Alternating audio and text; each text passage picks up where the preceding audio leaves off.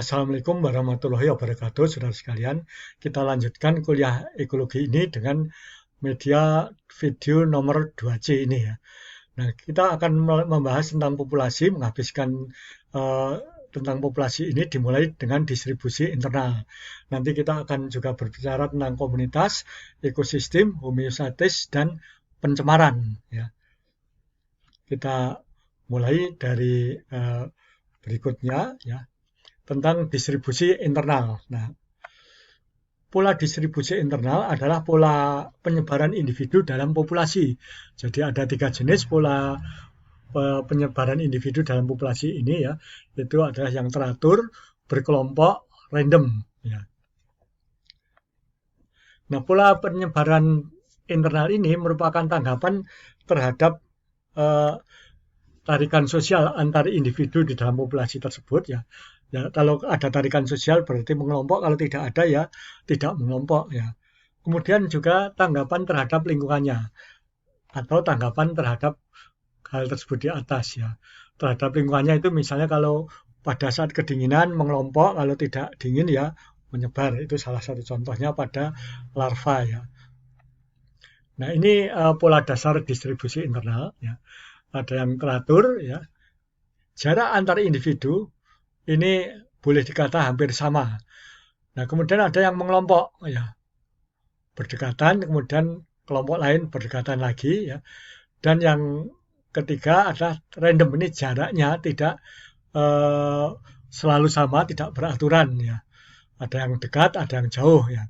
Nah, walaupun demikian kelompok-kelompok tersebut itu ternyata juga tipe ini ya, tipe ini dapat merupakan gabungan, misalnya kelompok-kelompoknya ini tersebar teratur atau tidak, atau kelompok ini tersebar secara random. Nah, ini dalam kenyataannya ada kombinasi memang antar ketiga kelompok tersebut, ketiga tipe tersebut ya bukan.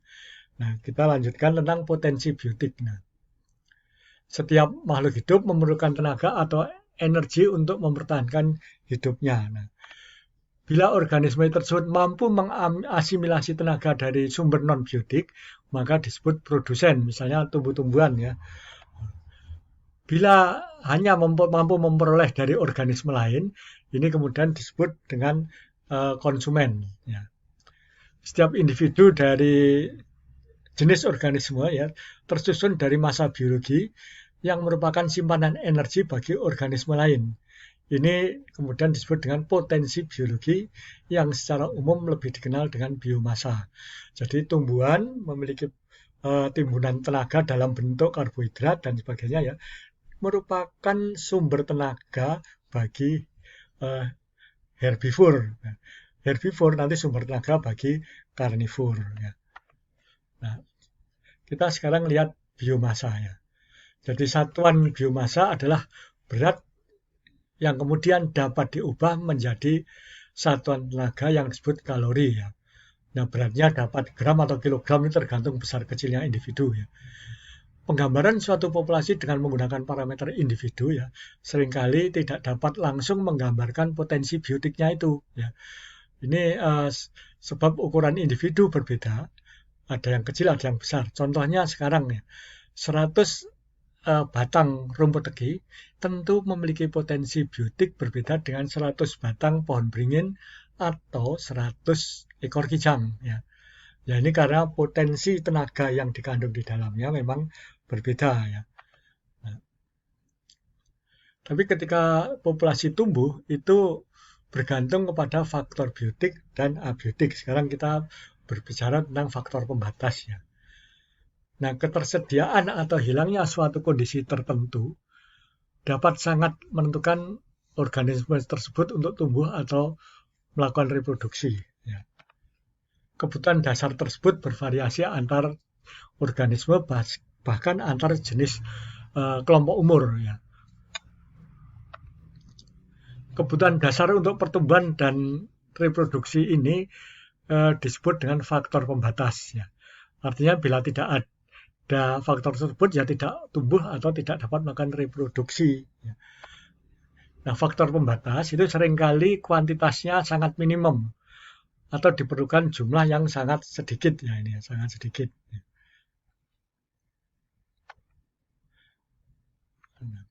Dengan adanya faktor pembatas yang minim itu, kemudian kita mengenal hukum minimum dari Liebig ya. Ini mula-mula memang ditelitinya pada tumbuhan ya. Jadi pertumbuhan tanaman bergantung pada sekelompok nutrisi yang diperlukan dalam jumlah minimum.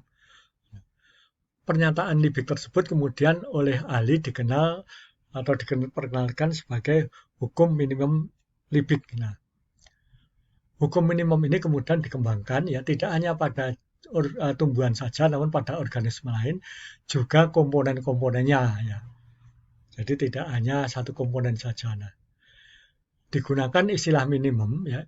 Ini untuk membuat jangan dirancukan dengan nanti yang maksimum. Ketika suatu zat itu terlalu banyak, itu juga dapat menghalangi pertumbuhan atau reproduksi. Nah, batas antara minimum dan maksimum ini yang kemudian disebut dengan batas atau kisaran toleransi. Jadi ada hukum toleransi. Ya. Nah, keberadaan atau keberhasilan suatu organisme untuk bertahan hidup bergantung kepada ketersediaan semua kondisi yang diperlukan. Punah atau kematian suatu organisme dapat disebabkan oleh kekurangan ya, atau kelebihan salah satu zat itu ya. Jadi organisme memiliki persyaratan minimum dan maksimum untuk dapat hidupnya. Konsep ini menunjukkan adanya batas toleransi untuk setiap makhluk hidup. Ya kita gunakan saja misalnya suhu. Ada batas minimum orang dapat beraktivitas, tapi ya ada batas maksimumnya ya. Setelah di atas itu menjadi pingsan atau apa, setelah di bawahnya juga kedinginan ya. Konsep batas maksimum ini dikemukakan pertama kali oleh Selford ya pada tahun 1913. Karena itu hukum toleransi ini juga dikenal dengan nama hukum toleransi Selford. Nah, sekarang kita ke interaksi populasi ya. Tadi dikatakan bahwa suatu organisme mengandung tenaga atau biomasa yang merupakan sumber tenaga bagi organisme lain. Jadi ada interaksi. Nah, interaksi antar organisme dapat terjadi baik antar individu maupun antar populasi.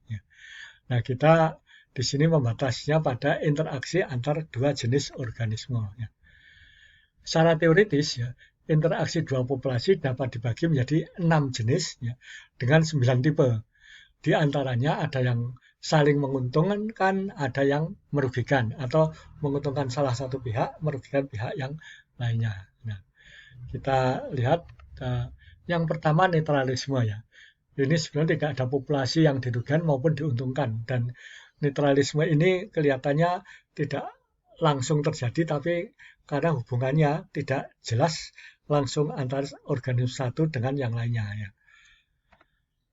Kompetisi ini merugikan kedua belah pihak. Kompetisi itu merebutkan sumber daya yang sama. Nah, amensalisme ya, salah satu mendapat kerugian, yang lain tidak mendapat apapun ya. Komersialisme, salah satu mendapat keuntungan, yang lain tidak mendapat apapun ya. Ini contoh-contohnya akan kita bahas nanti di kuliah saja, kalau di video ini nanti terlalu lama. Kemudian ada predasi, herbivor, dan parasitisme. Ini salah satu mendapat keuntungan, yang lainnya dirugikan. Ya. Kemudian mutualisme dan protokooperasi. Ya. Mutualisme itu sangat bergantung, harus bergantung, kalau protokooperasi tidak. Ya. Jadi ada 1, 2, 3, 4, 5, 6, 7, 8, 9. Ya. Nah, sekarang kita ke komunitas ya. Komunitas adalah kumpulan dari banyak populasi yang hidup di suatu area. Ini sudah pernah kita pelajari ya. Nah, dalam komunitas itu terjadi interaksi antar anggotanya ya.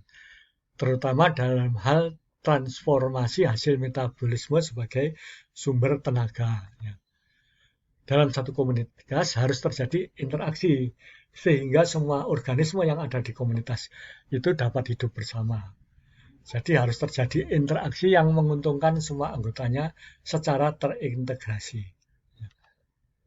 Secara garis besar ya, Anggota suatu komunitas dapat dikelompokkan berdasarkan fungsinya menjadi 4, yaitu golongan produsen, menghasilkan tenaga, konsumen memanfaatkan tenaga, detritivore ini mengurai, dan subrotovore ini detritivore ini pemakan ya, pemakan sisa-sisa.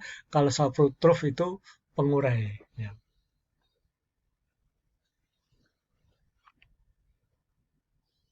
Nah, komunitas itu berdasarkan penyelenggaraan fungsinya dapat dibagi dua, yaitu komunitas mayor ya, dan komunitas minor ya.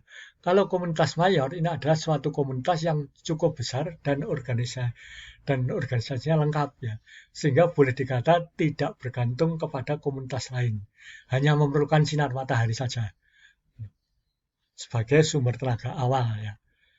Nah, adapun komunitas minor ini komunitas yang masih memerlukan komunitas lain untuk menjamin keberadaannya ya. Jadi misalnya diperlukan sumbangan energi dari luar yang bukan sinar matahari ya. Nah, telah ekologi yang tinjauannya meliputi komunitas ini disebut dengan sinekologi. Sedangkan yang hanya populasi saja, satu populasi disebut out ekologi. Nah, untuk mendeskripsi komunitas itu digunakan beberapa indeks, misalnya ada indeks diversitas, indeks dominansi, indeks kesamaan antar dua komunitas ya. Nah, dalam deskripsi yang lengkap ya, memang kemudian harus ada gambaran tentang rantai makanan dan piramida makanan ya. Ini akan kita bahas di biologi dasar 2. Nah, kita sekarang ke ekosistem ya. Ekosistem ini suatu integrasi antara lingkungan biotik dan abiotiknya. Ya.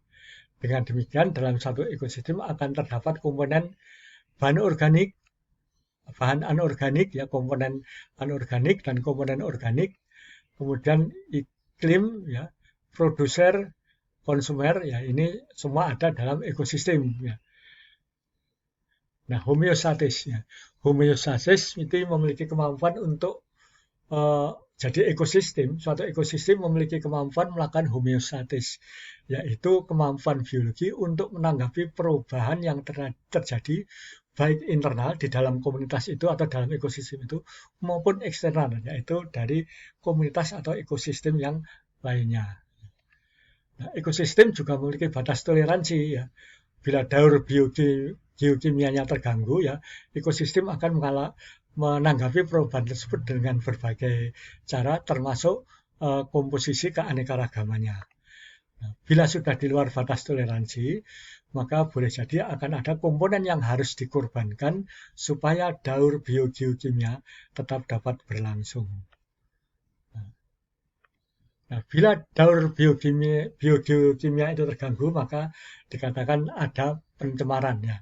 Itu dapat karena ada penambahan ke dalam ekosistem ya, baik berupa energi atau bahan yang lain ya. Pencemaran adalah masuknya salah satu bahan ke suatu ekosistem sehingga mengganggu daur biogeokimia atau setidaknya mengganggu alur perpindahan energi. Peristiwa ini akan ditanggapi oleh suatu ekosistem dan mungkin saja akibatnya merugikan manusia sebagai salah satu komponen dalam ekosistem tersebut. Nah, demikianlah saudara sekalian, dengan selesai penjelasan tentang homeostatis ini ya, dan pencemaran, berakhir pula topik ekologi pada mata kuliah biologi dasar ini ya. Semoga pengetahuan dan ilmu yang kita peroleh dari kuliah ini dapat bermanfaat, dapat menjadi barokah bagi kita semua. Wassalamualaikum warahmatullahi wabarakatuh. Terima kasih atas perhatian saudara semua.